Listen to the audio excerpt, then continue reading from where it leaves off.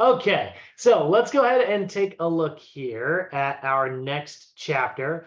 So we're going to take a look at chapter 5 here. This is going to be that energy metabolism and energy balance. So again, we know that we need to look at our overall metabolism and get this in balance with how much energy, like our energy in versus our energy out. We want to get those things in balance, right? We look at Hippolytus, right? I think that's who it was.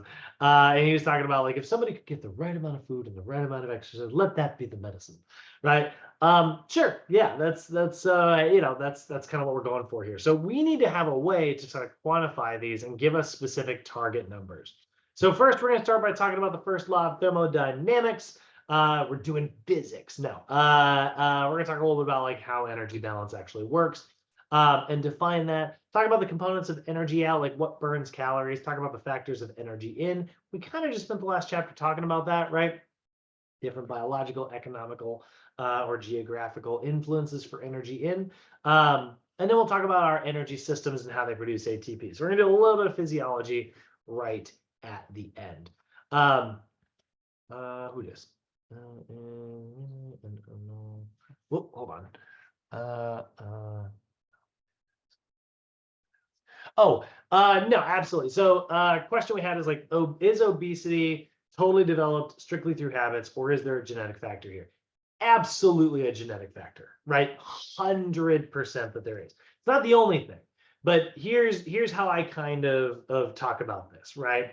I do not want to downplay how much genetics are playing a role when it comes to obesity.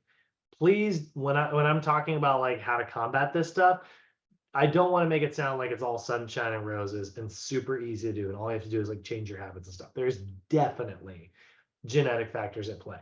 But the reason myself and a lot of people, we don't spend as much time talking about those genetic factors. And honestly, we should spend more time talking about how genetics are playing a role here. We totally should. I think I should be better at that. I think everybody, the media should be better at talking about that as well. But I think if I'm trying to explain like why I don't talk about it or why other people don't talk about it as often, you got to remember that like generally, if I'm trying to like give you a lesson on and like empower you to take like specific actions, I'm going to talk about the things that you can take actions to do. I don't have any way, you don't have any way of shifting your genetics, but you do have ways of like these things that you do have control over. So I think like that's why we spend so much more time talking about those. But it should be stated, and this is a great reminder for me to bring this up. It should be stated that genetics are absolutely playing a role here, you know, for sure. We just don't have a huge amount of control over them. So here's the other example I always use, right? So, hi, shoot. So here's the kind of example I always use. Let's not use oh shoot. Let's not use talking about obesity as an example here. Oh, you know what? I'm right in the middle of a thing here, but sorry guys, come on in. Yeah, do what you gotta do. All right. Ugh, all right, I will come back and we will make this point. I'm so sorry, guys. Let's take 10:24. Let's get back to 10:24. I promise, we're gonna come right back to this. Here, I'm gonna put this on pause. Okay, so we left off by talking about is obesity, right, completely genetic, not completely genetic, but is there a genetic component? Absolutely, right? Here's why we don't talk about it as often, at least in my opinion. We don't really have a ton of control over our genetics. So oftentimes we give advice and things like that on the things that we do have control over, our dietary habits, our exercise habits, and things like that. But it is definitely harder for some people to lose weight than others because of these genetic factors. And I will say, like, I think we all need to be a little more sensitive about talking about stuff like that. Because it stinks when it's like, hey, you need to do better, you need to do better. And it's like, you can't really combat your genetics. So first off, addressing that. Now, I will say this in terms of what we do have control over, how do we take control over it? Well, it is not dissimilar to this idea that like if you want to develop your wealth, if you want to develop an idea and like your success and things like this, like there are certain like tangible things that you can do. You can get a little bit better at like saving. You can get a little bit better at like finding a job that makes more income. Now obviously like some of those things are more given for other people. Like you inherited a lot of wealth, that's going to leave you in a very different place than somebody who doesn't, right? But again, there are tangible actions that you can take to improve like your status, right? So, that's sort of what we were trying to give people advice with when we're talking about diet and exercise, but not necessarily just underplaying the idea that like, genetics are at least somewhat at work here. So hopefully, I mean, that definitely very sort of overly in depth goes into this, but so yeah, we're going to look at your geographic, cultural and social perspectives that obviously influences how we eat, right? So as we look at this, first thing we're going to talk about, first law of thermodynamics. This is one of my favorite things to talk about, actually. So first law of thermodynamics.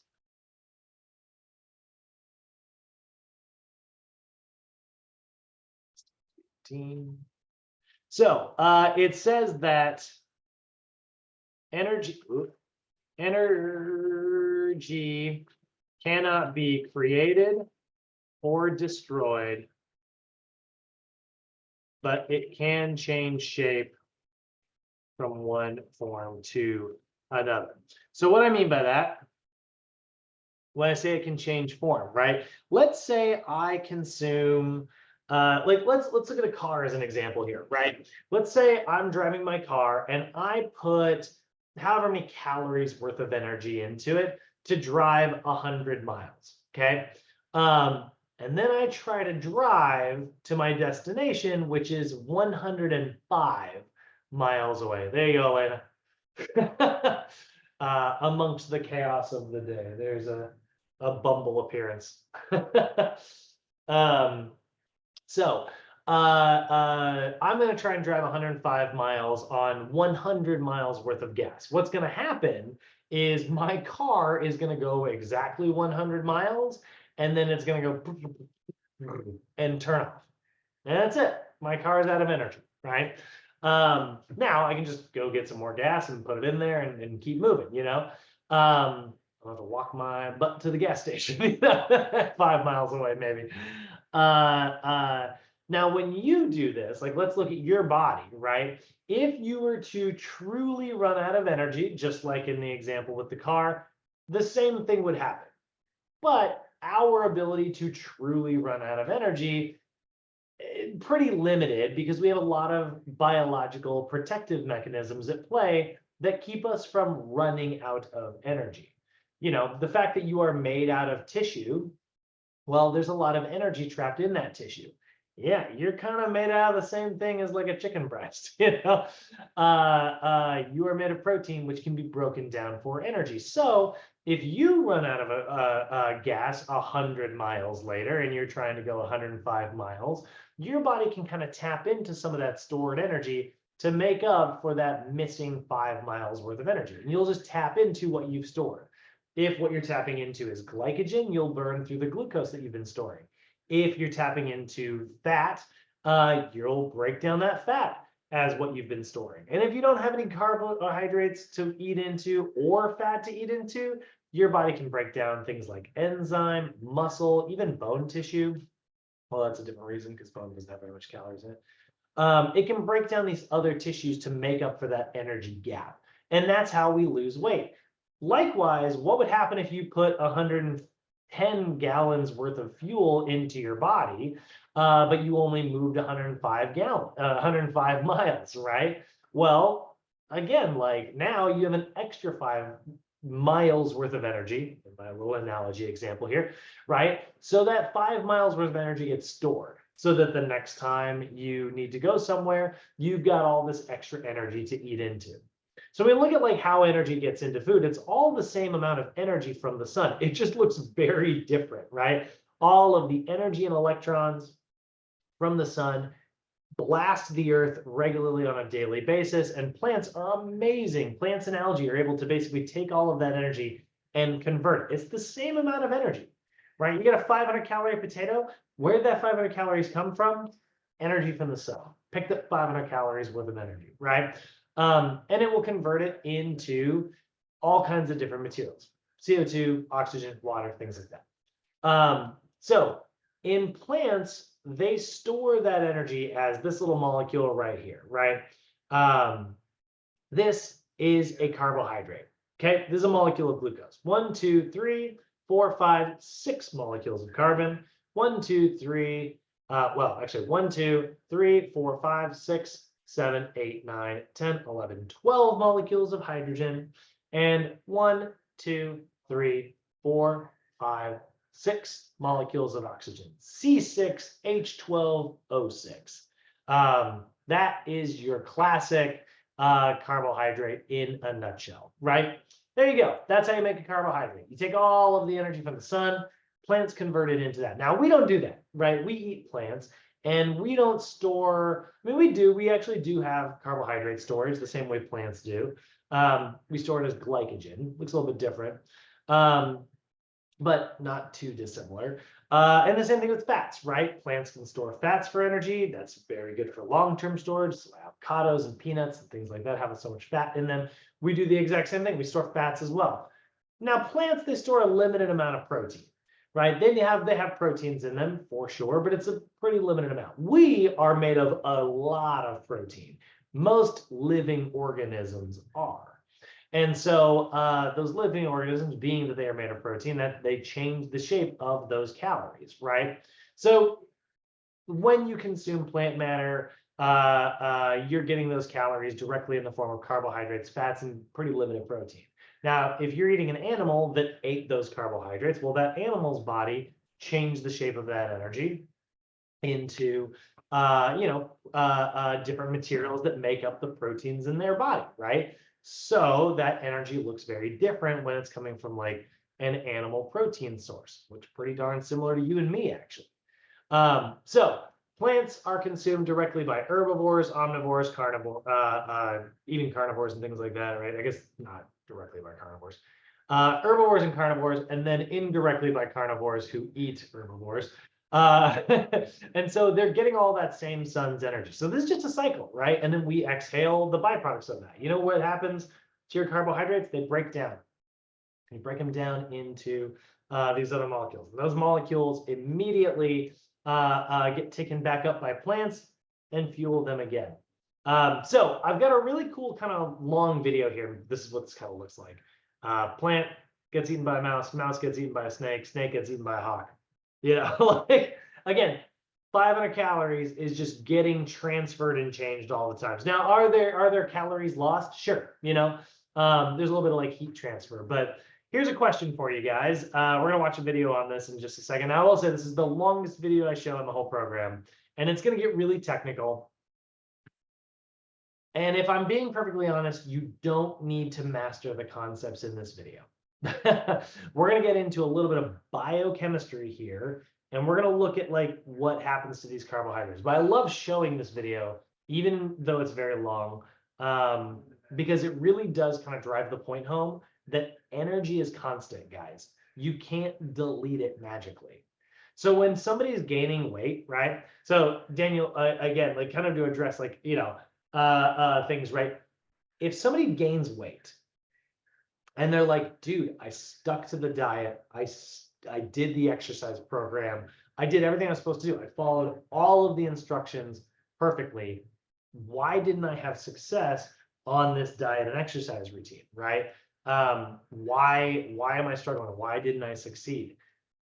It could be that there's a biological factor at play here that we can't account for. You know what I mean? Like, for instance, it could even be as simple as like maybe you as the trainer didn't measure their body fat percentage. Watch this. We're going to look at BMR in just a moment here. Let's go to a quick BMR calculator and just show you guys how this works really simply.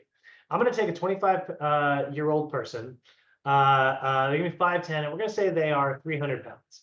And we're going to hit, well, we'll say 250 pounds. We're going to calculate here. Okay. Now, At a baseline, this person burns 2,125 calories per day. Okay.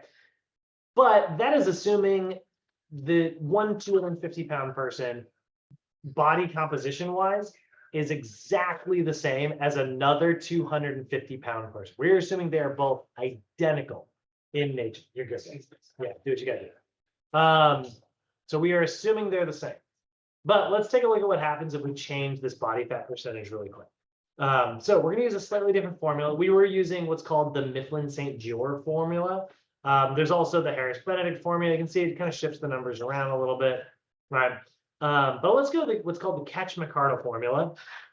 It's just a different formula for estimating, For the record, neither of all of these formulas are basically the same in terms of their effectiveness, because no formula is perfect.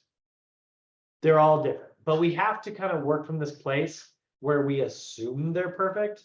It's a really weird thing about this job, right? We have to kind of treat these formulas as if they work exactly the way that we say that they do. We have to treat them as if they're perfect. Then through trial and error, working with our clients, we're like, okay, it's not working. Now we know the formula is off. We don't actually know why the formula is off.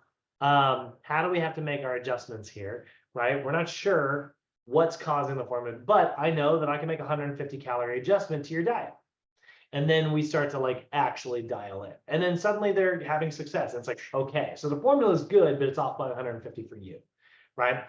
That's kind of how this actually works in the real world.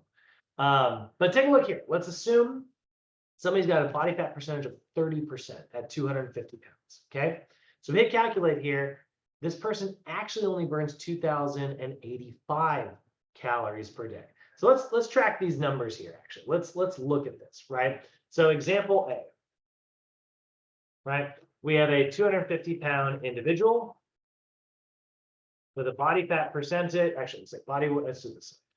Body weight, 250 pounds. Body fat percentage, we're gonna say is unknown, okay, in our first example here. All right, so we're gonna say basal metabolic rate, the number of calories they burn at baseline, is going to be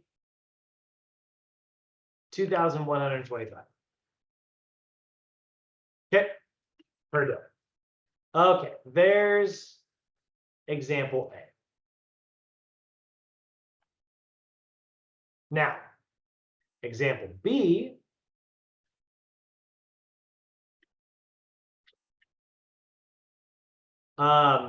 this person's 250 pounds, but we did their body fat percentage and we said that it was 30%, right? Their basal metabolic rate is 2,085.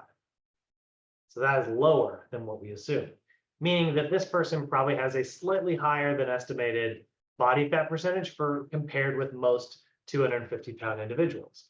We go to example C here. They're 250 pounds, and let's take that to a 25% body fat percentage. And we're going to see that they actually burn 2,207 per day. Wait, 2,207. So the lower the body fat percentage, we know that that means that they have more muscle mass in their body. The more muscle mass they have, the more calories they're naturally going to burn every day simply by existing. And we can get really extreme with this. If we go like one more scenario here, right? Oh gosh, I run out of space because I always run out of space. Let's do one more example here. And really we'll get really extreme here. We'll say they're 20% body fat at 250 pounds. I mean, they're a pretty muscular person. That's going to put them at 2,330 per day. All right, so now we've got these different scenarios here, okay? So let's say they're on a diet. Let's say we're their trainer. You get poof bums. Let's take a look at their diet here and how that's going to affect things. We're gonna say we as their trainer. we used the Mifflin-St. Jeor formula that told us to put them on a 2,125 calorie diet, but we didn't take their body fat percentage, right? So they're eating 2,125 calories per day. Now, if the formula was perfect,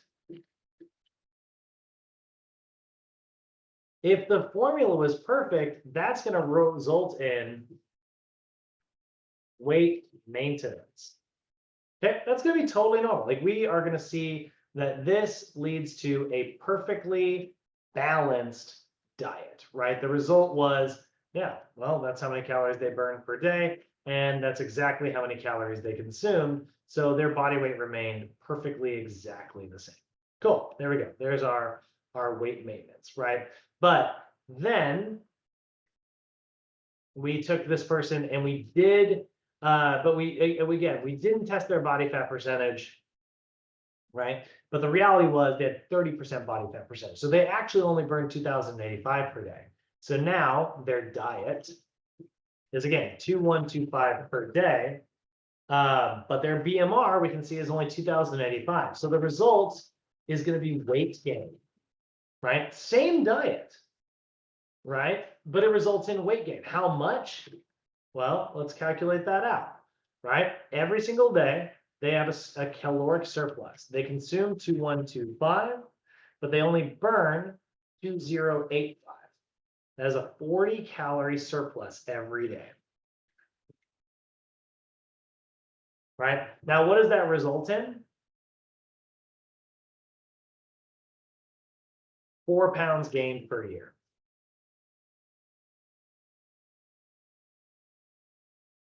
Right? So that's going to result in a 4-pound gain per year. Not a huge deal, you know, but again, it kind of explains like how this stuff sort of creeps up slowly over time, right? We look at example C though, right? We put them on a 2,125 calorie diet. This is actually going to result in weight loss because now they are consuming 2,125 per day minus 2,207. That's negative 82 calories per day, which 82 times 365, 100 is going to be actually 8.5 pounds of weight loss per year.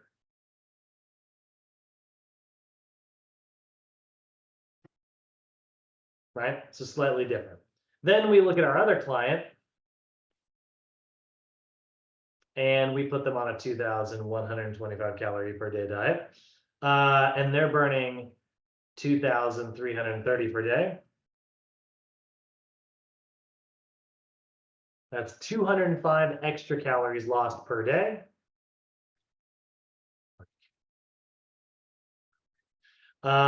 Which is going to result in 21.37 pounds lost per year.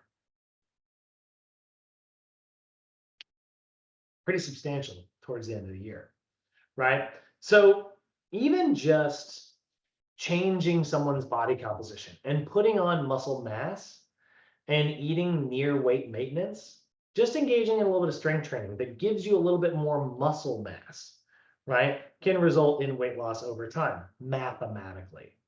Now, here's why this doesn't feel true. Because there's a lot going on at like why this doesn't feel very true. We look at this whole law of thermodynamics and stuff. It's hard for us as very subjective people, you know, very subjective organisms. We're really good at like thinking things are happening a certain way. We're really good at thinking we're doing something, but reality could be different, right? It doesn't feel very true sometimes because it's like, no, I did the diet, right? And it's like, yeah, but you know, that like little tiny candy trip. Yeah, this sounds so insignificant. And I know how crazy I sound right now. But like that little trip to the candy jar, you know, at Sharon's desk, you know, that one extra little Snicker per day. How many calories are in that little bite-sized Snicker? Oh my God, it knew. 45 calories. 45 calories a day, right? That is scenario one. That's 4 pounds of weight gain per year. Again, Not a huge difference, right? Not a huge difference. But let's look at changing jobs, right? How many calories do you burn? Average person. How many calories does the average person burn going up one flight of stairs? Probably not very many, 2.5 to 5 calories, right?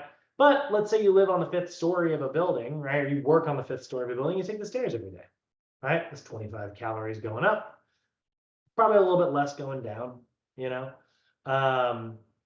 So let's say we'll have that, just say it's half as much. So 25 calories going up, 12 calories coming down, 37 calories a day, right? Again, 4 pounds in a year. So you get a new job where you don't take the stairs anymore, it can make a difference, right? I know it's not a lot. I realize we are working with very small numbers here, but again, we got to look at this over the course of someone's lifetime, right? Which is how our habits slip, right? And these are all just very small examples of things that are still very much happening at play. So, you know, the little changes that you make in life without realizing it really do kind of play a role here in terms of our calories. I want to show this video next. Does anybody have any questions about this concept and some of these mathematics? Anybody have any questions about this before I launch this lengthy video? How are you feeling, crew?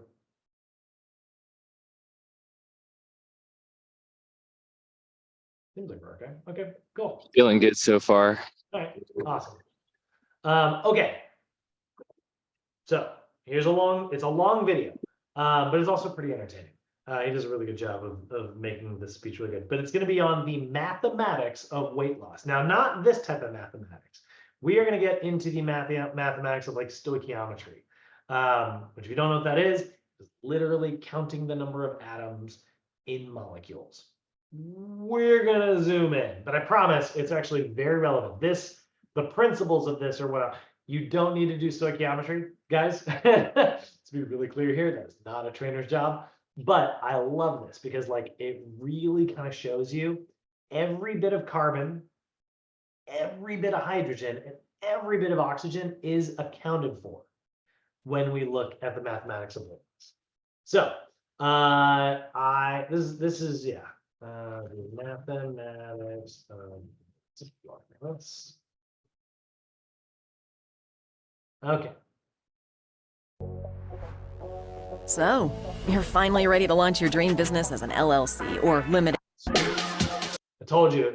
Remember the other day when I was talking about like we were doing our professional development class and I was like, man, we are going to get a lot of ads from now on all about starting a business. The time has come. All right, here we go.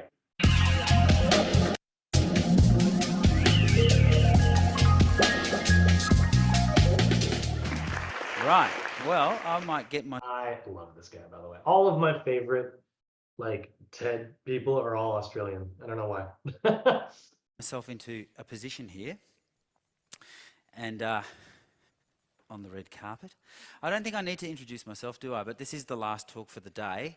We will have a little bit of wrap up after this, and we will have a little time to reflect and maybe some questions. I know some of you will want to get home, but let's get cracking because we've got about, well, probably 12 minutes is my talk. Maybe it might go for 15, so don't panic if that thing goes over. So here we go, the mathematics of weight loss. Well, let me start with this. Last year, I went surfing in Fiji. And the resort had a photographer following us around taking all these photos, which was really great, except that I couldn't help but notice this. Somehow I'd managed to become 5 kilograms overweight. Couldn't believe my eyes. So I did what they tell you to do. I ate less and I moved more. And within just 3 months, I discovered I'd lost 6 kilograms. So then I did what a normal person does. I did physics, but anyone would do this. I graphed my weight. And when I did the linear regression, I discovered that, lo and behold, on average, I'd been losing 85 grams a day, which got me thinking. In fact, it got me very curious about this question that I've since discovered most people have no clue about. In fact, they've never even thought about this. And to prove my point, I made a little video on Bondi Beach. And the question was this: when somebody loses weight, Where does it go? What does it become? How does it get out of your body? You're probably dumbstruck by the question. These people were, so listen to this. Where does it go? Where does the weight go? Where does it go? Well, I don't know. I don't know. That I don't know. I don't have an answer for that. These are the mysteries of science, but I have no idea. Oh, I'd like to say into the ether. Into the ether. Ether? It gets used up. The universe. Another dimension. Doesn't go anywhere. When she loses it, it comes over to me. Becomes nothing, Doesn't exist anymore. I guess. That's a very good question. Good question. What a fascinating question. What would you say? It goes right in the crapper, mate. Sweat. Can we talk about how the only American, like the American guy is like, right, and like the most crass of all of them? Moisture. Well, basically, you burn it up as energy. Burn it as energy? Heat energy. Burnt in energy. Burn it as energy? Heat. Don't know. Yeah. You got me there. Not screen sharing anymore. Yeah. Hold on. Sorry. Let me take that back. Energy. Burn it as energy? Heat. There we go. Yeah. You got me there. I'm not quite sure. So what the heck is going on? We're in the middle of an obesity epidemic. I don't need to tell you that. So why don't these people know the answer to this fundamental question? Because not one of them, right? We do know the answer. It's not groundbreaking stuff I'm about to tell you. Let me just remind you of a few things to do. What's the chemical formula for water? H2O. Chemical formula for carbon dioxide? You all know it. Right, so you know what human fat is made of. So what is the chemical formula for human fat? There is such a thing, believe it or not. It's been known since the 60s. It's C55H1O4O6. So that is, you think again, like you go back to our regular glucose molecule, right? C6H12O6, right? That actually goes into this formula pretty darn well. If you look at the formula for like a molecule of saturated or unsaturated fat, you look at like a regular triglyceride that you would find, also has a very similar formula that feeds into this number here. So whenever we make a molecule of fat, this is our formula here, right? And now let's look at how we can actually break that down. That's the chemical formula for average fat molecule in the body. Some of the molecules might have a few more carbon atoms and a few more hydrogens. Some might have less. They all have just 6 oxygen atoms. That's very important and helpful for later. But this is the average fat molecule, C55H1O4O6. Let's be very clear about this. The difference between that and that is C55H1O4O6. I kid you not. And the difference between that and that, same thing, C55H1O4O6. So how does this stuff get out of a human body? Well, here's the general equation. This is pretty sort of interesting, slightly complicated, not if you've done some year 10 chemistry, surely. This is year 10 chemistry, although, well, it's not really, but here's what it says. Fat plus oxygen gives you carbon dioxide and water. That's what it becomes. And this biochemists have known this for ages. You inhale that, you exhale that, that's what happens to it. Amazing. Now, that little arrow there is kind of oversimplifying something called biochemistry. That's 3 years at university. And my apologies to the biochemists. I don't mean to oversimplify, but I'm trying to get to the crunch. It's really complicated. It doesn't just come out of you for no reason. You've got to do stuff. Eat less, move more. We'll come to that in a minute. But look, when you want to lose weight, you want to lose kilograms. That's all kilograms, all that stuff there. So why do people say heat? It burns up as energy, because that's what we've been telling them all this time. And it's very confusing because energy has different units, kilojoules, or you might use calories. And yes, that's heat. That's motion when you move, or it's thinking. Your brain needs energy, or it's growing. But that's not where the fat goes. So what are we talking about here? Well, let me just show you a couple of things. So I've got, To be fair, it's not entirely untrue that some of it gets lost as energy and heat. It actually does. I mean, like when you wreck an ATP molecule, some of the energy from that ATP molecule gets lost in translation. Your body captures most of it to do work, but some of it does actually escape there. So it's not untrue, but the point he's trying to make is it's like it's not as much as you would think. But now let's watch what happens to what about all the carbon, right? What happens to all the remaining carbon? Because oxygen and hydrogen became the energy, right? There's tons of energy in those. That's why adding air to a flame makes it, increase and stuff. But what about the rest of it, right? What happens to the carbon? Well, we're about to find out. let me just show you a couple more things. So, I've got some carbon dioxide here in its frozen form. We call it dry ice. It's carbon dioxide. It has mass. Thing is, you're not used to seeing it. But here's some dry ice. And it's heavy. And if you put it in water, lo and behold, it does this cool thing and bubbles. Like you've all seen that before. Well, that's carbon dioxide and water. That's what fat is kind of made out of, but it's not fat. I'm not making it fat. That is not fat. So how does that become fat? Well, it doesn't just like that. It becomes sugar first. Plants make fat. Well, they start the whole thing. A plant takes 6 molecules of carbon dioxide and 6 molecules of water, uses an amazing chemical called chlorophyll, holds them together, and then sunlight comes in and it binds those molecules together, and it becomes sugar. C6H12O6 is glucose. Fructose, same formula, C6H12O6. Sucrose is glucose plus fructose stuck together minus some H2O molecules. So it's, do the maths, C12H22O5. Right, well, here's some. This is sucrose. Plants make it. And it's this stuff joined together. It's now got chemical energy holding these molecules together so they don't just fly around like that. And by the way, if you drink that 600 ml of lemon flavored soft drink, you'll get 17 teaspoons of this stuff are in there. I'll just quickly show you what that looks like. Here's 1, 2, 3, 4, 5, 6, 7, 8, 9, 10, 11, 12, 13, 14, 15, 16, 17. Right. So if you drink that, it's the equivalent of doing what I just did with the spoon, except munching it all down. Exactly the same, no difference. So if you do that, then what happens? Well, let me explain something else that I've been telling kids for a little while, and they get this. So when you eat food, it's not in your body straight away. If you swallow that sugar, it's not in you yet. So here's a pool noodle, right? It's got a hole running through it, and here's an almond. Now, if we put the almond in there, it can go all the way through and out the other end. Whoop-de-doo. Here's another almond. If I put an almond in here, where's the almond? You would say the almond's in the pool noodle. Okay, but is it in the foam that the pool noodle is made of?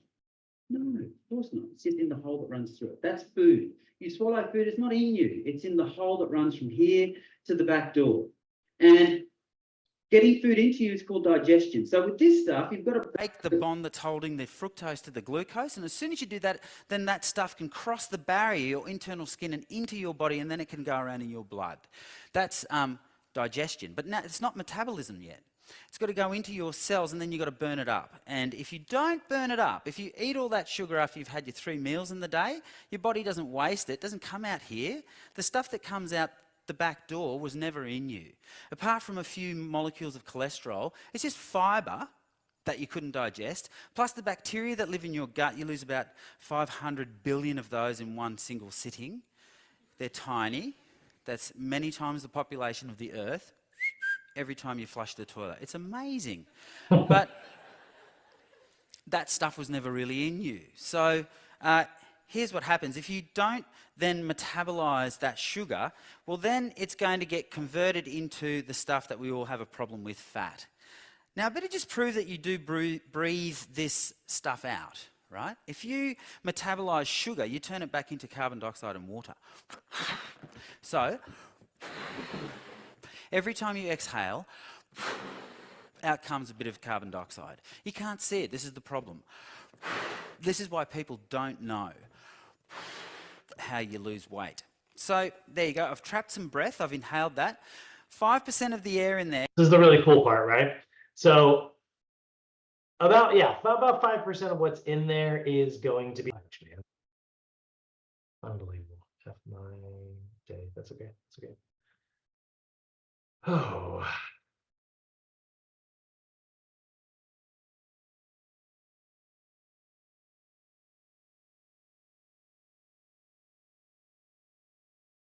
Okay. So he has breathed into this balloon. And there's a ton of nitrogen that goes into his lungs and a ton that comes out. You don't see any of that. Nitrogen's not important. It's just what makes up most of our atmosphere. But there is also oxygen and carbon dioxide in here. So the carbon dioxide from his lungs, right, is trapped in. You can't see it. It looks just like, it's invisible. It's air, totally normal. But watch what he does in just a second. He's going to pour some liquid nitrogen onto this balloon. Now, when you drop the temperature of nitrogen, it condenses into a solid. It turns into ice, right? So he's going to turn the gas from this balloon into ice. He's going to turn the oxygen from this balloon into a liquid, not fully into ice. He's not going to get the temperature low enough to turn it into a solid because oxygen's got to get a little bit lower, but he can turn it into a liquid. And then he's going to drop the temperature of all the CO2 that's in here super low as well. And when that happens, you're going to see some pretty cool stuff. So watch what happens to this balloon. You watch it shrink, and then it's just going to turn right back into a gas later. But air is now carbon dioxide because it's come out of my lungs.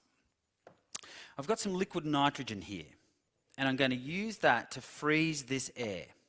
Liquid nitrogen's minus 196. It's very handy. It's right there. In fact, I'll just pour it straight on. So be a little bit careful with this stuff. I use it all the time. If I look a little blasé, I don't mean to.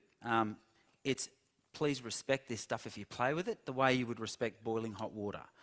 Now, if you pour it onto a balloon, the balloon does not pop, which is incredible. The nitrogen's minus 196. Oxygen turns into a liquid at minus 183.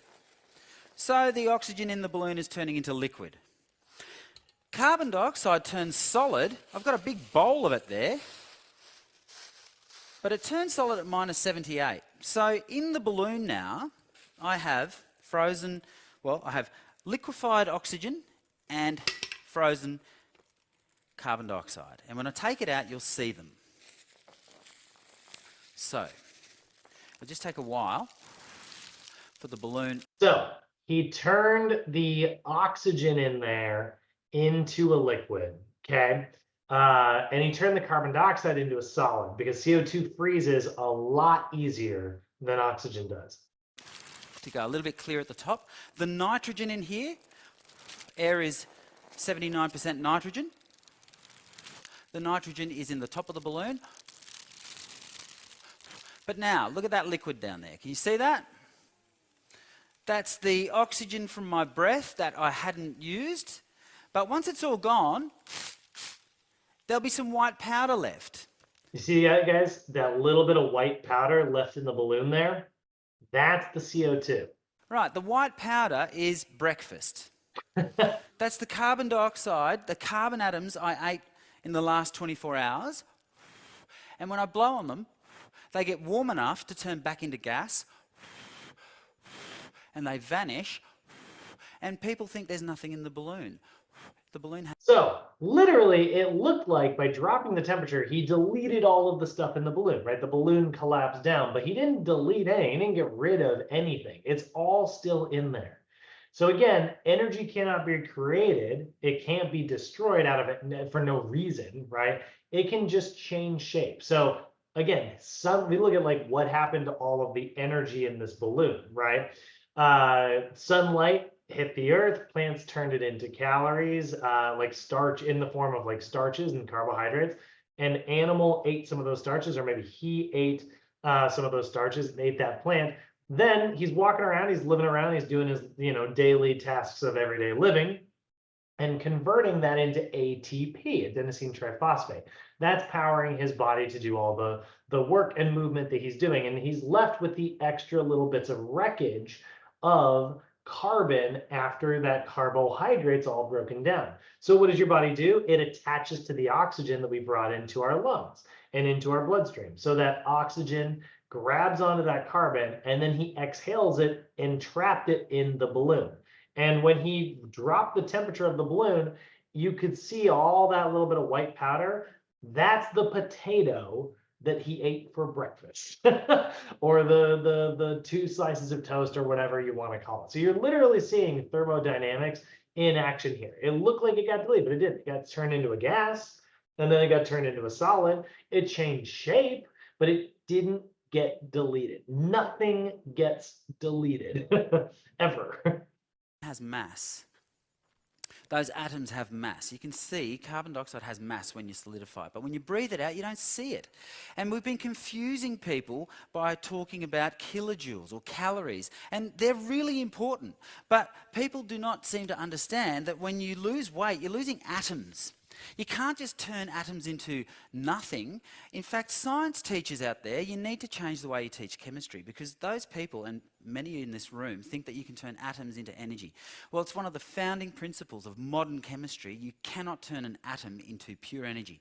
It's called the conservation of mass. Before a reaction and after a reaction, we teach kids you've got to have the same number of atoms. It's called stoichiometry.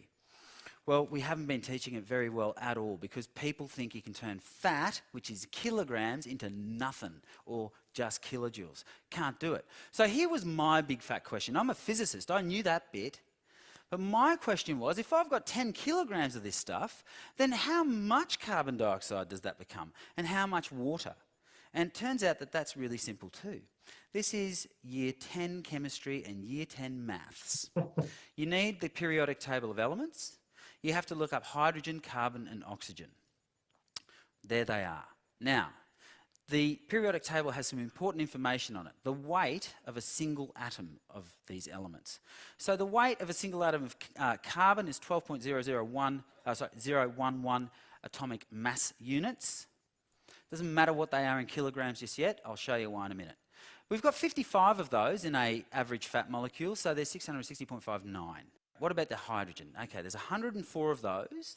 So we have, in one molecule of fat, 104.83 atomic mass units. Okay, great. The oxygen's a little trickier. This stumped me for quite some time. In fact, I rang around and I couldn't get a very clear answer on this, because it doesn't seem that many biochemists have thought about it this way. That's not because they're silly or whatever. They just haven't thought about it in this way, which really surprised me.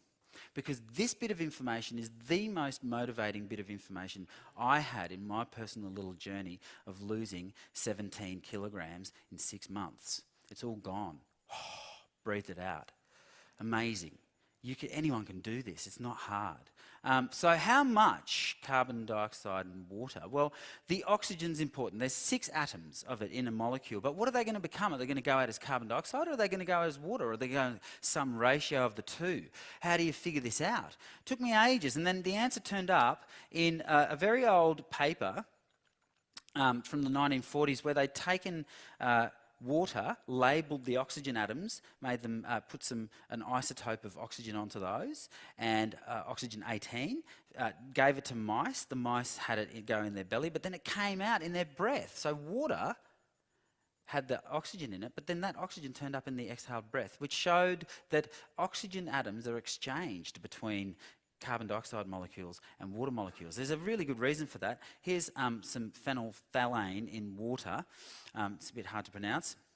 It's gone a bit murky because I've left it sit. But look, if you blow in here,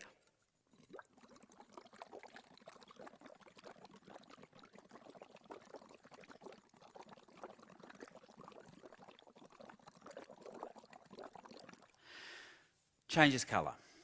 Great, whoop-de-doo. What does it show you? Shows you that carbon dioxide dissolves in water, forms carbonic acid. There's an exchange of oxygen atoms. So what this told me is that the way these 6 atoms are going to leave your body is in the same ratio that they exist in the molecule. So that's at 2-to-1 ratio. So that means 4 will go out as carbon dioxide and 2 will go out as water. That's great. Now I know the answer. So now you do the maths. So we've got the first two answers. I'm going to add to the carbons the weight of 4 of these oxygen atoms. They're going to go out with carbon. So I'll chuck that up there, and I've got 2 to go. So 2 times that, there we go. Chuck that with the hydrogens, because they're going to go out with some hydrogen. And now I can figure out the ratio of carbon dioxide and water from my fat. So there's the totals, and now we just got to divide it by the total, and you get 84% will go out as carbon dioxide and 16% will go out as water. So here's the answer then to my big fat question. 84% of fat is exhaled, 16% is excreted as water somehow. It can be in your urine, in your feces, sweat. That means that 10 kilograms of fat becomes 8.4 kilograms of invisible gas that you breathe out. That's amazing. Every time you're doing some exercise and your breathing rate goes up, you're losing more weight than when you're sitting down and not breathing as rapidly. And 1.6 kilograms will come out as water. Now, we don't know if that comes out in your poo or in your wee or in your sweat or in your tears because you cry a lot. Who knows? But now I've got some frequently asked questions that I need to answer, because there's lots of them. Well, there's 3 main ones. 1, can I just sit around and breathe more? Everyone asks me straight away. Well, you can sit around and breathe more, but it's called hyperventilation. You've got to coax the C55 H1O406 out of the fat cells. They're called adipocytes. And to do it, biochemistry, mate, it's amazing what really goes on. It's a long story, but you need to get them out by, first of all, moving more or eating less. You've got to sort of starve yourself of energy so that you start turning these big molecules of fat. They get broken into 3 fatty acids each. They're called a triglyceride, but they have to be broken apart before they can come out of the cells, the hidey holes that they live in your bingo wings or your double chins or your butts or your muffin tops or wherever it is. It's hanging around in there. It's not going to come out until this hormone breaks them apart into its fatty acids. It goes into your bloodstream, and then you can oxidize them. Beta oxidation, big long story, really complicated. Amazing that we know it. But FAQ number 2 is, does weight loss cause climate change? Well, this is another really disturbing little thing, because it means people don't understand climate change. They just don't. Because if you did, you wouldn't even think that. But people think, so why doesn't it cause climate change? Because food was made by plants just in the last couple of years. And the way it did it was it took sunlight and glued water to carbon dioxide. When you eat, you're actually, the energy is sunlight.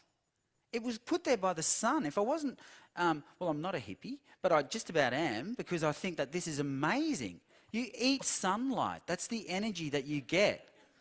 But it's modern sunlight. When you burn fossil fuels, that's ancient sunlight.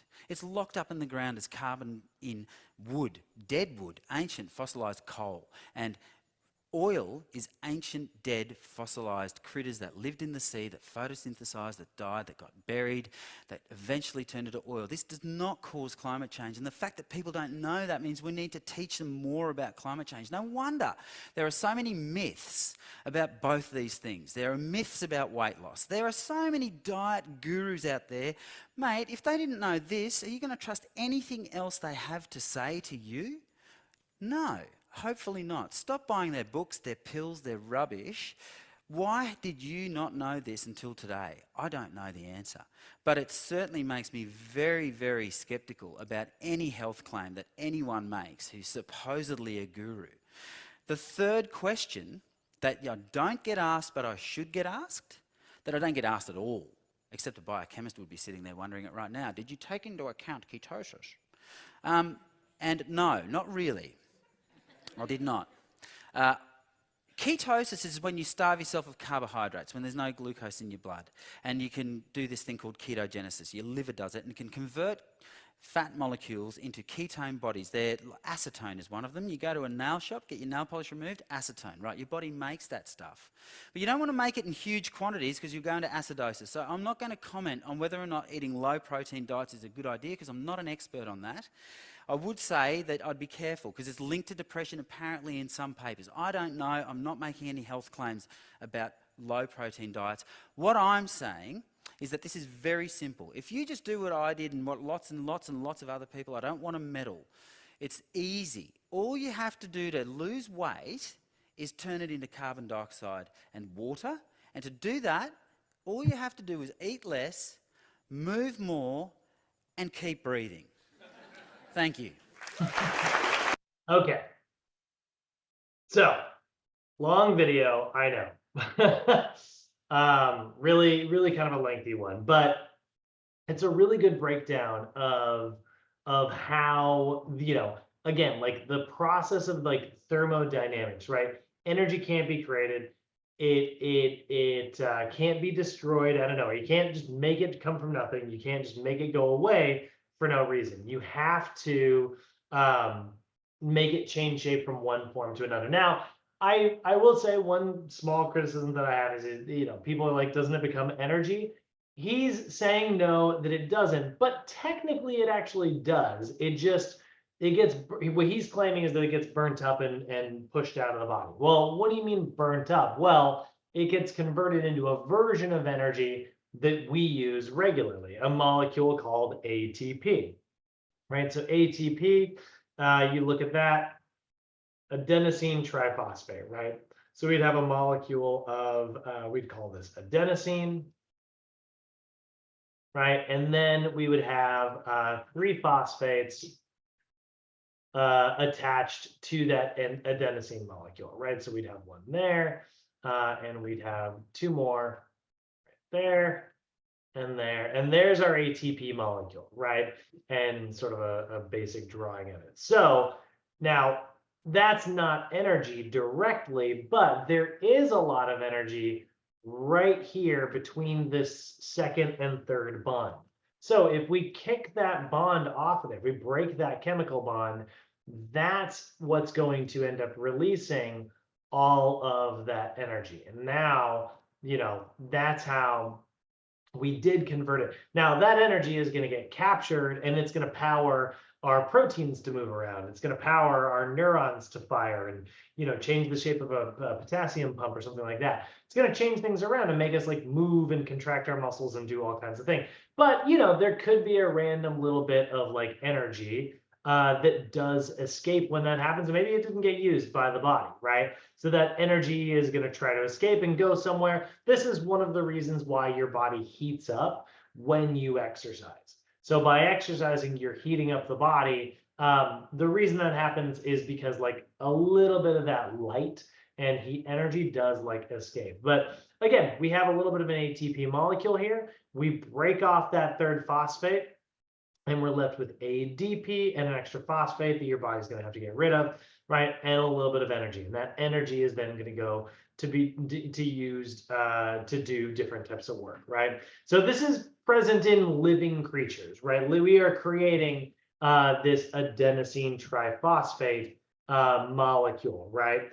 And that's powering all of our daily activities. So he does kind of make a good point when he says like, it's not energy, not directly, but it is ATP, right? So adenosine triphosphate is, think of it as molecular currency. The molecular currency that the body uses to pay for all of the activity that it performs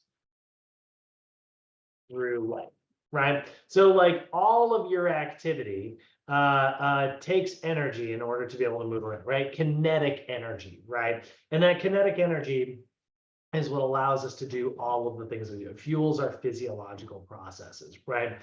So we need to be able to measure that, and we need to be able to, we kind of go back to this chart that we were working on over here, right?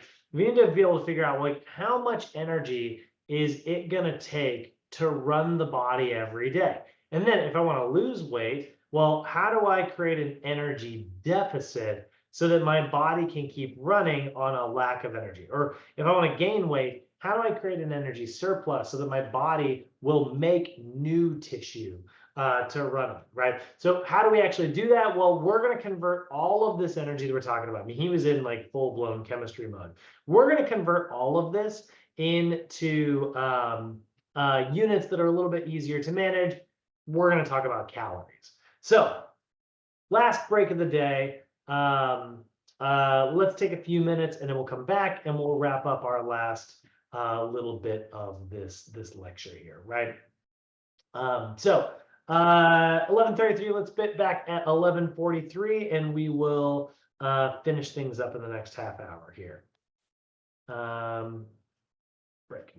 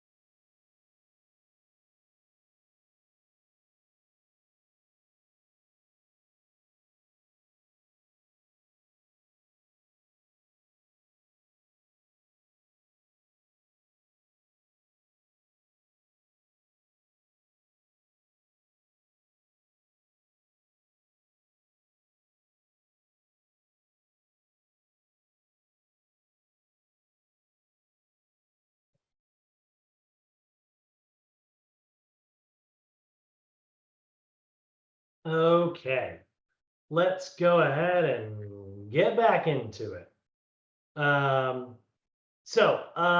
We are going to go ahead and dive into a little bit about like energy expenditure and how we actually track that. So we've talked about, we got way deep into the counting of like molecules and stuff. Now we're going to zoom back out and understand like calories, which is the language that, we and all of our clients speak. So one of the biggest things when it comes to understanding energy expenditure, probably the biggest one that we want to look at is going to be what's called your total daily energy expenditure. You'll sometimes hear that it's your TDEE. Sometimes you'll hear this listed as like total energy expenditure. That's TEE. It's totally exactly the same thing.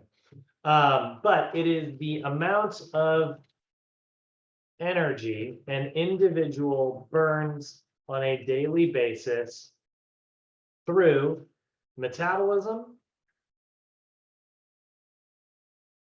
physical activity, and processing nutrition, processing your food, right? So it's going to vary. Like, obviously, if you are younger, you're going to have a faster running metabolism than if you are older. It's going to be dependent on your sex. Men tend to naturally burn more calories than women do due to having more metabolically active tissues like type 2 muscle fiber. Your height and your weight, the more body there is, the more energy you are naturally going to expend. Your level of physical activity, the more physically active you are, the more energy you're going to expend. Depending on your diet, right? If you have a diet that's very high in protein and natural foods, that's going to burn a lot more energy than a low protein, highly processed food diet. Your metabolic rate in general, if it is resting high or low, depending on, again, your genetics, is going to play an impact here as well. And then there is also non-exercise activity thermogenesis, which is like not physical activity like working out, but like the physical activity of you walking to the kitchen a couple of times a day, going up a flight of stairs. My wife and I, with this new place that we're moving into, it's causing all of our drama today, it's on the third story and it's a walk up. There's no elevator, so we got to go up 3 flights of stairs to get into our house every day. Which is fine. But it means that, we're going to burn a little bit more energy than we used to compared to our old, little half-flight walk-up. So the average TDEE is approximately 2,000 calories. This is why when you look at like a nutrition facts panel, you're going to see that little sentence on the back that says like, these numbers are estimated and based on a 2,000 calorie diet, right? So you can see here, this little sentence, the percent daily value tells you how much nutrient, how much of a nutrient in a serving of food contributes to a daily diet. 2,000 calories a day is used for general nutrition advice. So we're assuming that if you took all the humans and averaged them out, it would be right around 2,000 calories a day. So is that true for everybody? Of course not. But as we look at this in the realm of thermodynamics, right, we're looking at the relationship between heat and energy. Heat is obviously like electrical and chemical in a lot of ways, but energy and like movement is very much going to be like mechanical, right? And so we're converting all of the energy found in food into all of these other things. The rule of thermodynamics is sometimes referred to as bioenergetics, right? Bioenergetics is basically the study of how like a burrito becomes a 1-mile run or pizza becomes like 50 squats, right? You are obviously changing the shape of this thing into, from chemical energy into mechanical work, right? So simply put, calories, which is stored, the energy stored in food, are consumed. That food is broken down into its smaller components, and the chemical energy in those chemical components are used to perform all of the dailies of activity and life, right? So again, the law of conservation of energy, or the first law of thermodynamics, says that like you cannot create or destroy energy. So if you consume 2,500 calories, those calories are going to be accounted for in one way or another. They are either going to allow you to produce energy and like move around and do all the things that you do. They're going to keep your body alive with your basal metabolism. Some of it is going to be given off as heat. despite, the guy's like, no, it's not heat. It's a little bit heat. It's just very little. And some of it is going to be stored for later. If you consume 2,500 calories, but you only burn 2,000 calories, that remaining 500 calories doesn't just randomly leave. It has to become something else. And so it will get stored on your body in one way or another. So it can be stored for later. We call that potential energy, or it can be used for work as kinetic energy, right? If I wish my cat were here. So cats, they do that thing where like something's sitting on the edge of a counter, and then they like do that thing where they like, paw at it and then it falls off the counter, right? What's what's the here? What's the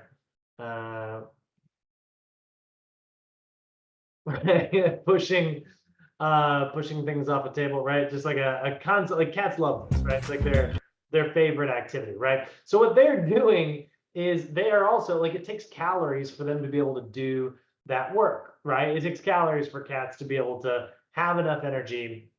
That's the worst one. It pushes them down the stairs. I love it when they like look directly at the owner, like, no. It takes calories for them to be able to have the energy to move their body in such a way to be little jerks like this, right? So that is chemical energy being converted into mechanical energy. And mechanical energy is what it takes to move that thing. But then also like the water bottle in this video here, is potential energy. There's more potential energy in it because it's higher up off the ground. And then it's being converted again into mechanical energy as gravity and things like that sort of cause that to fall and knock, right? So the food that we eat contains potential energy, and we break those molecules down to release that energy, and that is literally what we refer to as metabolism, right? So the energy in is going to come in the form of proteins, fats, and carbs. There's a little bit of energy in vitamins as well, but not really any to speak of. It's so small that we don't really measure it. And then it becomes energy out, your exercise, your physical activity, and your resting metabolism, right? So that's sort of how we are looking at this energy balance. So when we look at the components here of a total daily energy expenditure, right? What do you mean, no recommendations? Let's spell correctly. Okay, that was weird. So you look at like the daily energy expenditure. This is what it looks like. About 60 to 75% of it is your resting metabolism. About 8 to 10% of it is your thermic effect of food, and 15 to 30% is your physical activity. So now we are going to break that physical activity down, though. I will say this is all like kind of just like one big green area. We are going to break that down a little bit more specifically today. So resting metabolism. This is referred to as your resting metabolic rate.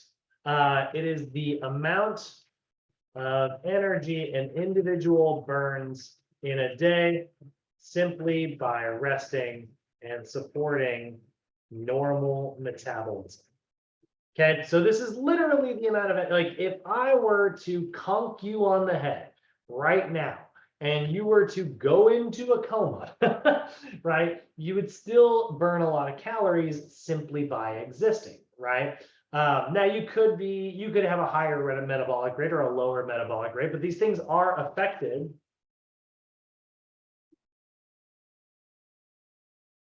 by, they can be affected by your thyroid hormone,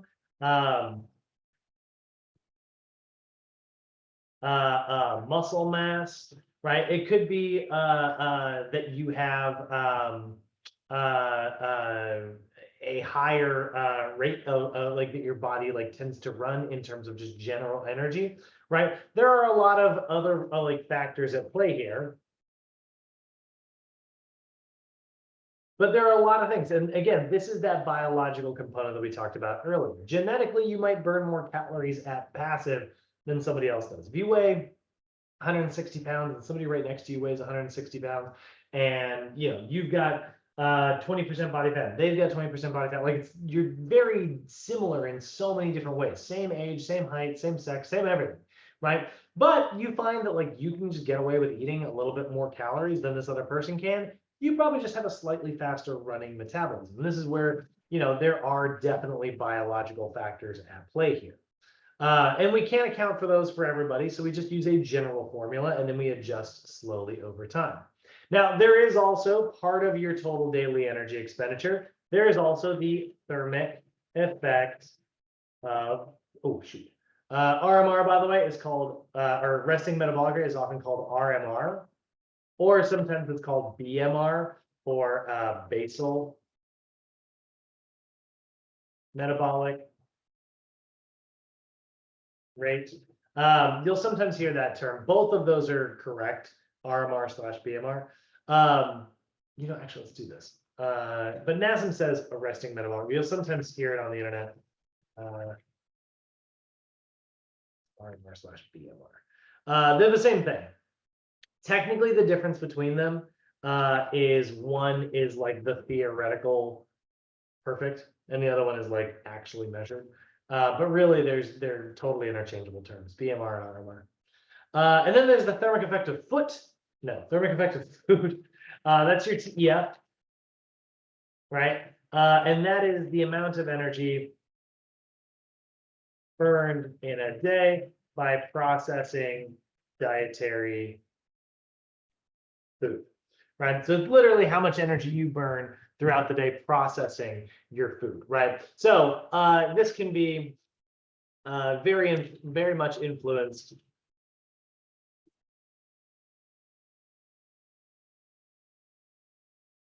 your dietary choices, right? But it doesn't seem that way. I mean, if you look at like the idea of processing like a cup of noodles versus a cup of whole grain pasta, the amount of energy that you're going to burn in the whole grain pasta is a little bit higher because it has a higher level of like gluten in it. It's going to be higher fiber levels, and it's going to just be harder for your body to digest. So it has to work in your stomach and digestive system a little bit longer. So that's another way to burn a couple extra calories.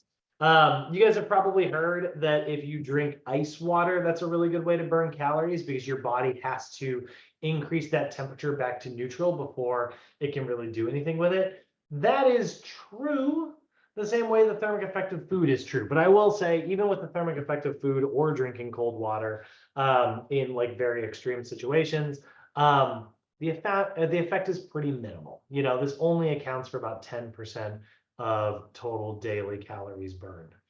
So even drinking just like cold water, it's probably not going to affect very much. Now, there is also the thermic effect of activity, or TEL, right? And this is the amount of energy burned through daily activities like exercise or normal daily living, right? And now we have to break this down into two more. Now there are like the normal amounts of physical activity, just like your daily living, but there is also like the thermic effect of exercise, right? Right, which is the amount of energy burned through working out, right? But then there is also what is called NEAT, which is your non-exercise activity thermogenesis is what it's called, or NEAT. Good Lord, I cannot type my hands up this high. I cannot wait to get my desk back. So thermic effect of exercise, and it's sometimes referred to as your TEE. And then there's NEAT, non-exercise activity thermogenesis. This is the amount of energy burned in a day through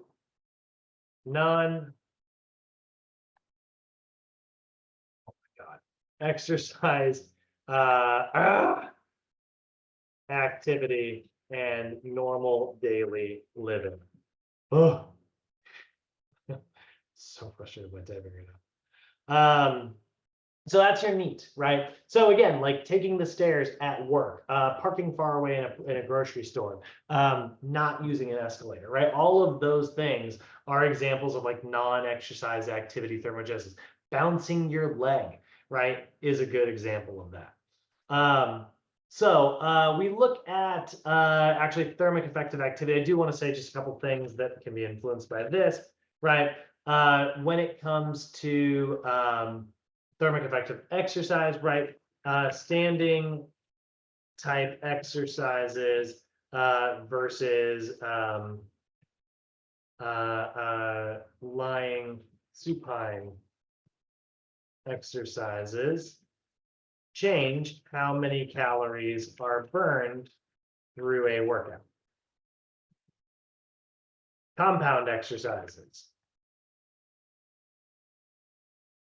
and compound and total body exercises burn more calories than isolation exercises,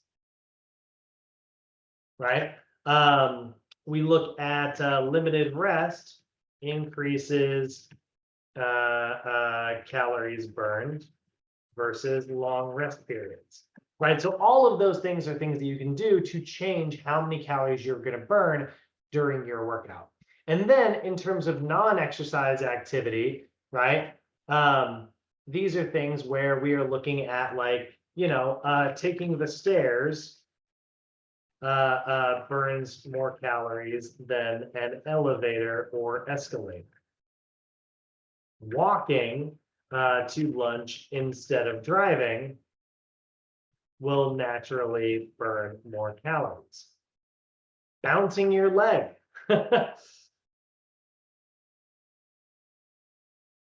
Fidgeting and other forms of movement are examples of ways to burn calories. You burn calories by chewing gum, Are these major differences? No, of course not. But they do all, when they come together, maybe make a difference, right? And we do know some people can eat whatever they want and then, not gain weight. But again, it could be because they are a naturally very fidgety person. Now, there are some components of, like, energy out as well that we got to look at, like sleep, for instance. Sleep deprivation or sleep restriction can oftentimes slow metabolism and result in weight gain. It's not very well understood. It affects some people very differently than others. When we talk about like how much sleep you're supposed to get, it's very difficult for us to come up with a flat number. Yeah, you will hear people say 7 to 8 hours, but that's not necessarily true for everybody. But inadequate sleep may reduce your RMR. It can sometimes increase your energy input by making you hungrier. Your body will make more hunger hormones due to sleep deprivation. There's a lot of things that can sometimes happen with that. And then there's also hormones. Like, hormones play a very large role in regulating your metabolism. Thyroid, for instance, is going to speed things up in your body. And so, like, if you have low levels of thyroid hormone, that could result in a slower metabolism. So the big ones that we look at are going to be thyroid, right? We look at like hormones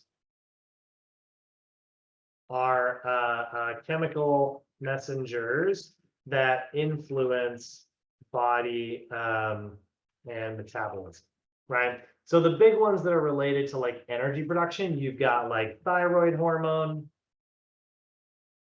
right, which is going to stimulate metabolism through increased oxygen consumption and ATP breakdown. We have got cortisol, which is generally tends to be what we refer to as a fat building catabolic hormone. It increases your glucose levels, so that actually works against insulin and tries to keep your glucose levels elevated, which is not so good because, again, certain parts of your body can't work when your glucose levels are super elevated.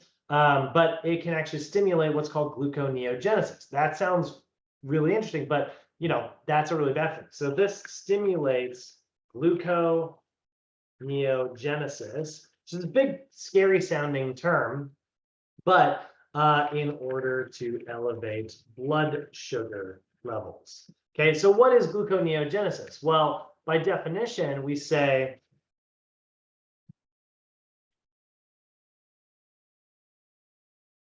right? It is the production of glucose from non-glucose materials, such as amino acids. So basically what gluconeogenesis is it's making glucose by breaking down protein.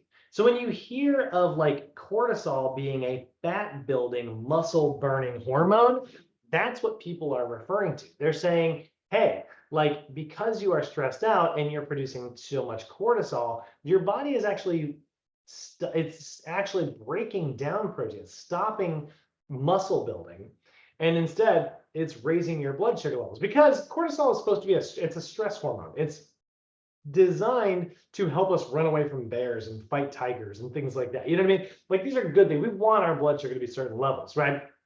The problem is your body doesn't really know the difference between fighting off a bear and forgetting to pay a bill on time and stressing out about like not having enough income. You know, like our body doesn't really know the difference between those things. So it is easy for stress to affect our metabolism and body in really negative ways.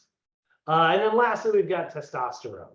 Now, this is particularly a key hormone in the regulation of carb, fat, and protein metabolism. Has a major impact on body fat composition and muscle mass, particularly in men. And I say particularly in men just because men are going to have about 10 times as much testosterone as women are, and that's what's going to give them those androgen traits, and that's also what's going to result in a greater distribution of type 2 muscle fibers. So all of these things are influencing our energy balance and metabolism. So if I'm looking at all of this and I'm talking to my clients about things that they can do to positively impact their weight, right? There could be biological factors at play, but the things that we have some control over are, you know, I don't have any control over my basal metabolic rate, except if I can put on some muscle mass. If I can get my client to gain 5 pounds of muscle, right? Let's go back again and take a look here. I had a BMR calculator.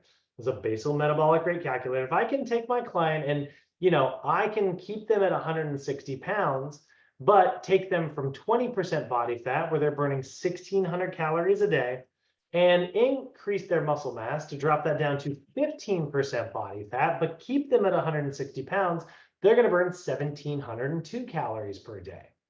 So that is a major marked improvement in terms of their basal metabolic rate. The more muscle mass they have, the more calories they're going to burn. Now, I don't have direct control over that. It's going to take a lot of work and time and effort, but it is something that we can do to make it easier for us to stick to our diet and exercise programs. I have a little bit of control over the thermic effect of food. I can eat less processed foods. I can eat a higher protein diet. Don't go crazy on the protein. That's a mistake people make. They'll be like, I'm getting 3,000 grams of protein a day. And I was like, that's not what I said. So I can get adequate protein in my diet because a lot of individuals don't get enough. And that is something, again, I can affect. I can, you know, make those choices. And through thermic effect of physical activity, I can, again, park further away in a grocery store. I can walk more throughout the day. I can track my physical activity, or I can go to the gym. You know, those types of things are going to help me increase my activity and have a positive impact on my overall weight loss. In terms of these hormones here, I don't have a ton of control over these things, right? These chemical messengers, my thyroid hormone is going to be very much influenced by my genetics, right? Some people are more prone to cortisol production than others. They stress out more easily.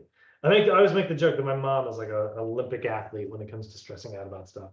I definitely got some of her genetics, you know. There are times where I get really stressed very easily, but for the most part, like if we can do things to calm down, meditation, more intentional living, things that we can do to reduce our stress, that can have major positive impacts as well.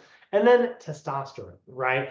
I don't have a direct control over the level of testosterone that my body generates, but there are certain things like getting enough sleep that have been shown to have positive impacts, right? So I don't have a direct control, but maybe I can put myself in the best, most likely scenario to, you know, generate good levels of testosterone. Now, components of energy in, right? What if we talk about the other side of things? What about like, eating? What are some tips that we have for, making better nutritional choices? Well, there's a few factors that influence your appetite. Could be the food in your stomach. So choosing foods that are going to sit in your stomach for a longer period of time can be very effective. Foods that are higher in protein and higher in fiber that don't break down as quickly are going to leave you feeling fuller for much longer than something else. Do you guys ever do this?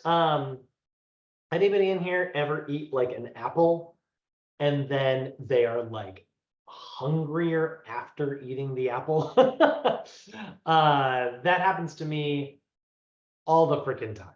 I'll eat an apple, it'll spike my blood sugar, and then I will get hungrier than I was. I was better off eating nothing, But an apple with like a cheese stick, which has a goodly amount of protein and some fat in it, which are going to slow down that absorption of all that sugar from the apple. That's the type of thing that's going to like leave me feeling fuller longer. So I can have a positive impact, right? So factors that affect your energy in.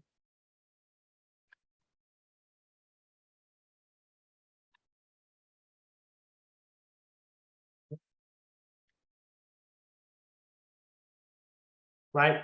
Could be things like the food in your stomach, right?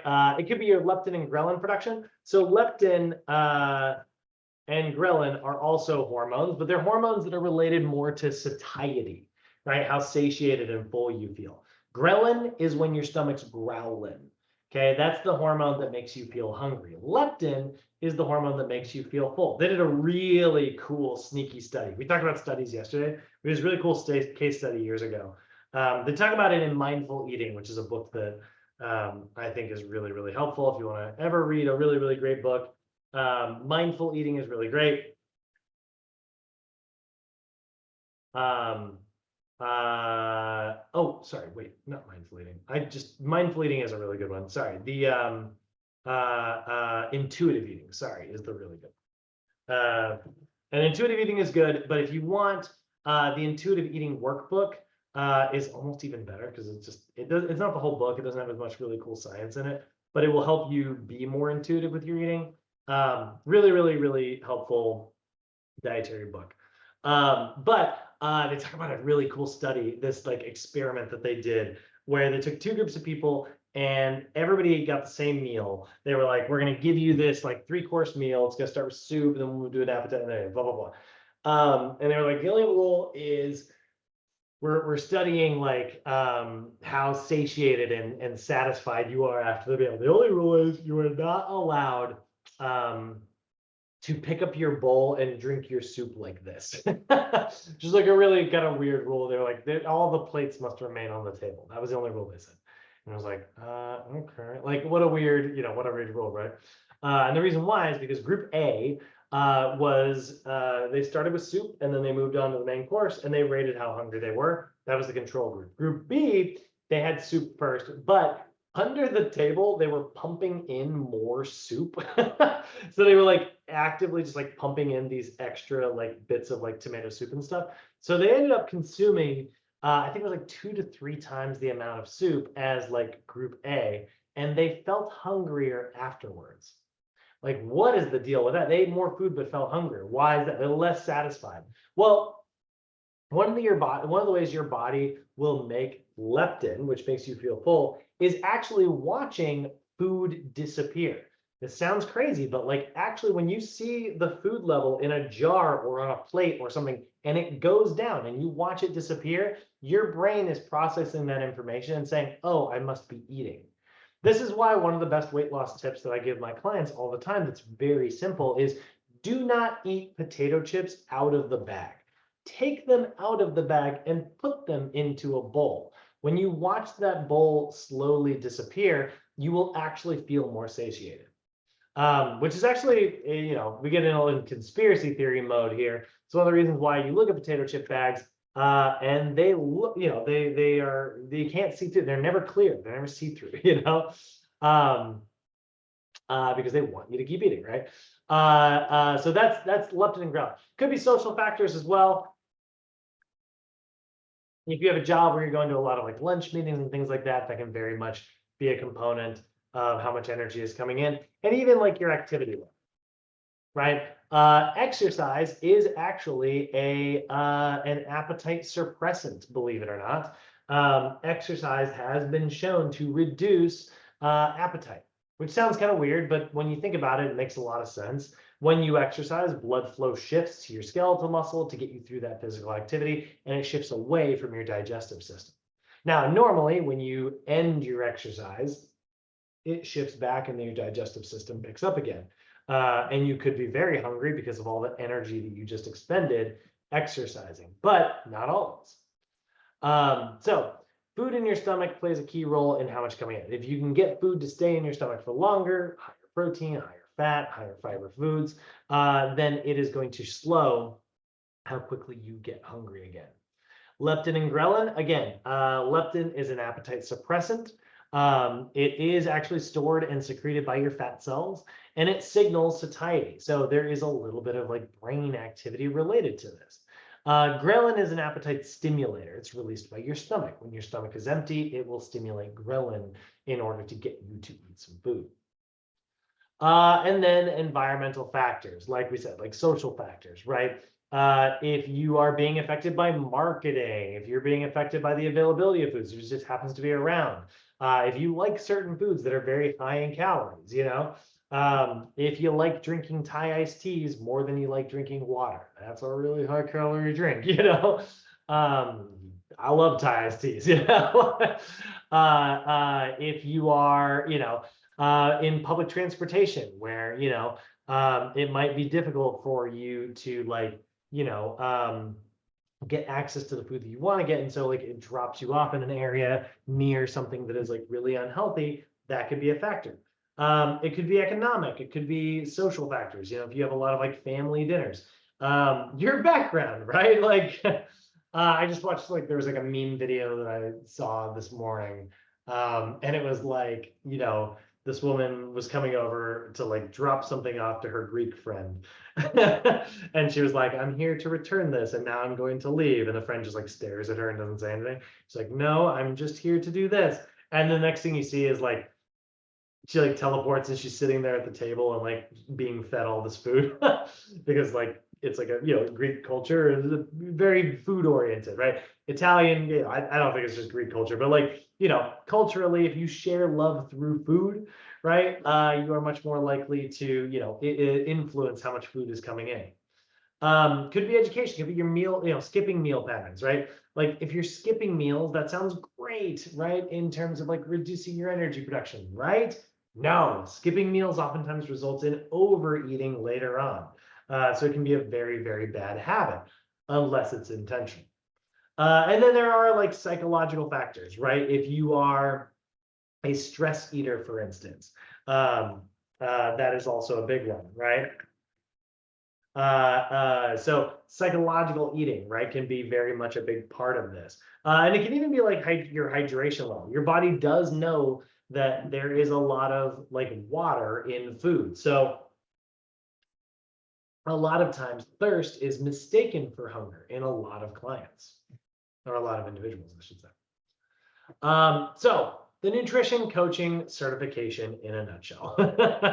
So again, we are looking at these metabolic energy systems here. Now, I'm not going to spend too much time on these energy systems because, like, you know, they're much more complex and we talk about them in actual physiology classes. But if we look at the way this works, right, metabolism and energy,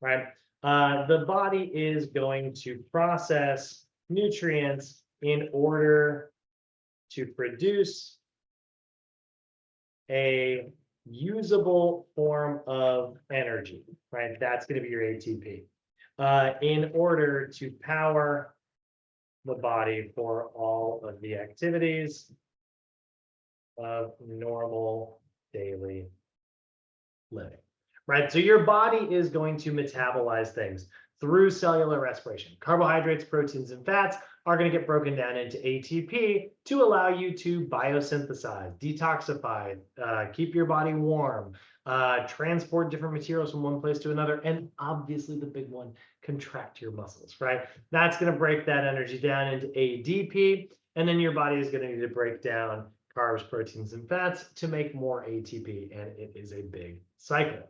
So we've got several systems for doing this. The first one is the adenosine triphosphate. Phosphocreatine system, or the ATP-BC system. Now, this is actually not making new ATP molecules, not officially, right? But this is going to generate ATP through the usage of creatine molecules to reattach phosphates, broken ATP molecules, right? So basically your body's going to use creatine in order to generate energy here, right? Now, this is your primary energy system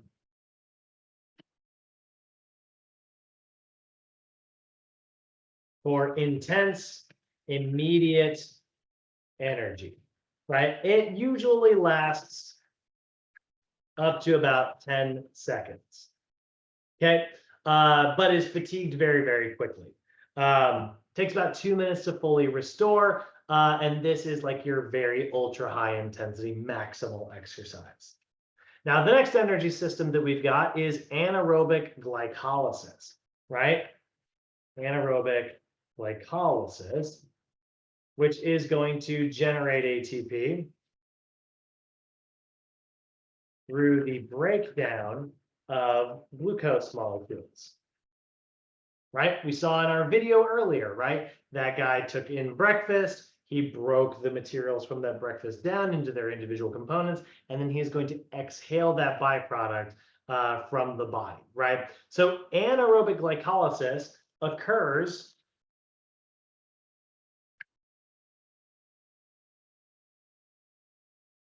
in the cytoplasm of a cell, right? Our ingredients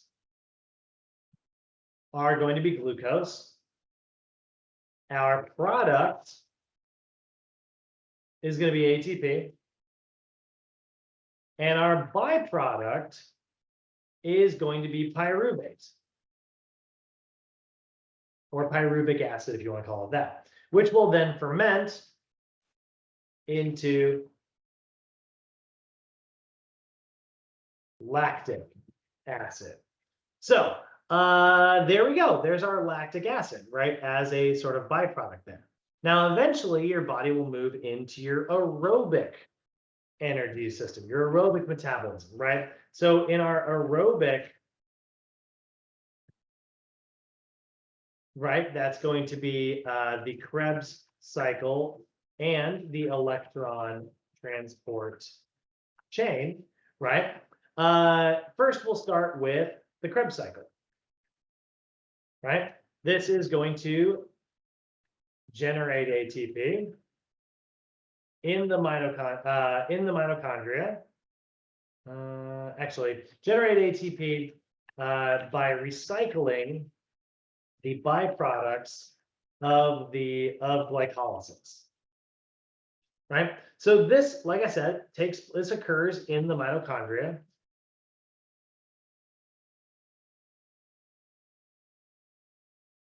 What do we say, the powerhouse of the cell, right? And its ingredients are our byproduct, right? So last time we got that pyruvic acid, which fermented into lactic acid. So we're going to see our ingredients are lactic acid, but we are also going to need a little bit of oxygen. So a little bit of O2 is also going to be our ingredient, right? And then our product is more ATP.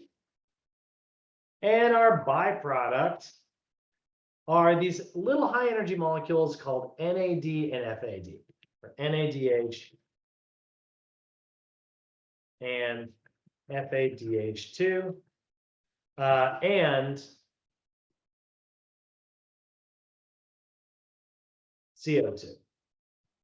Okay, so a little bit of CO2 is also going to be our byproduct there, right? So lactic acid and oxygen were our ingredients, and a little bit of ATP is our product, and a little bit of NADH and FADH2 are our byproducts. Those are high energy little batteries that don't have, we can't unlock the energy directly. So we have the final part of our metabolism here, which is the electron transport chain. And this is going to generate ATP by recycling the byproducts of the Krebs cycle. This also occurs in the mitochondria, right? Our ingredients are NADH and FADH2, right? And oxygen again. So we need a little bit more O2 in order to kick this process off. Again, this is an aerobic process. Our product is going to be, again, ATP, and our byproduct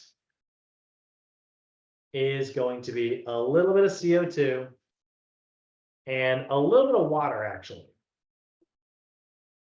So a little bit of H2O. So a little bit of CO2, a little bit of H2O, a little bit of carbon dioxide, and a little bit of water. Now, how much energy did we get from each of these?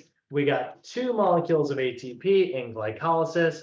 We got 2 more molecules of ATP in the Krebs cycle, and we got a whopping 34-ish molecules of ATP during the electron transport chain. So this is the real moneymaker, but we had to go through all of this first. So we had to do glycolysis. Now, in terms of durations here, these, we said that the ATP-PC system lasts about 10 seconds. Anaerobic glycolysis lasts up to about 2 minutes. And the Krebs cycle and electron transport chain, well, they last, so I should, I'll put that, it's up here. There's no mitochondria. I know that that occurs in the mitochondria. And lasts essentially an unlimited period of time. Your body can pretty much do this unlimited. The problem is your muscles can't necessarily move unlimited. They get broken down and worn down. But your metabolism can basically do this forever, as long as it has enough ingredients and keeps breathing. So like we said, or like he said in the video, right? Eat less, move more, and keep on breathing. And you will continue doing all of this successfully. And as long as there is a calorie deficit, you will naturally lose weight. As long as there is a calorie surplus, you will naturally gain weight. And that is the mathematics of weight loss. And we will be talking about how to coach people to do all of this after today. So we got very heavy into metabolism today. And talked a lot about weight loss and weight maintenance and things like that. We were full of drama today. My house is exploding. This will hopefully not be a problem on Friday. We will be in my actual office by that point, as long as everything goes according to plan. I apologize for all the interruptions today, guys. It was a really, really chaotic day, and I am sorry for that. But any questions, comments, or concerns before I let you all out of here? Really took it to the line today. Everybody's brains are probably pretty warped at this point. Those are some big lessons. We will be continuing to break all this stuff down and make it make a lot more sense as we move forward. But all right, guys, I'm gonna go ahead and kill the recording.